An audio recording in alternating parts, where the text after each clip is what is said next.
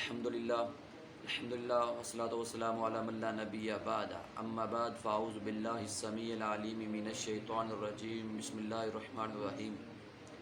محترم بھائیو، آج میں آپ حضرات کو ایک چھوٹی سی دعا بتلانے لگا ہوں جو آدمی صبح اور شام کو اس دعا کو 3 مرتبہ پڑھے گا، اللہ تعالیٰ اس آدمی کو کل قیامت کا دن ہوگا راضی کرے گا۔ وہ دعا کون سی ہے؟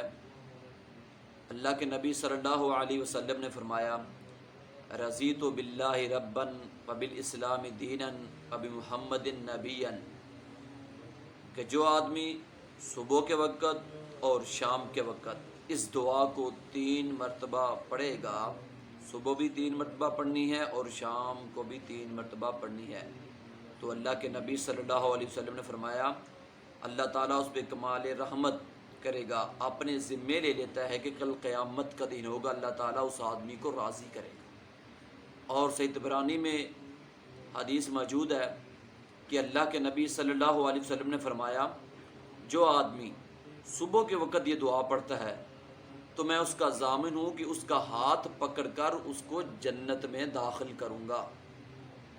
اللہ اکبر کبیرہ، یہ کتنی بڑی سعادت کی بات ہوگی کہ جس کا ہاتھ اللہ کے پیارے پیغمبر جناب محمد رسول اللہ صلی اللہ علیہ وسلم پکڑ کے اس کو جنت میں داخل کریں گے۔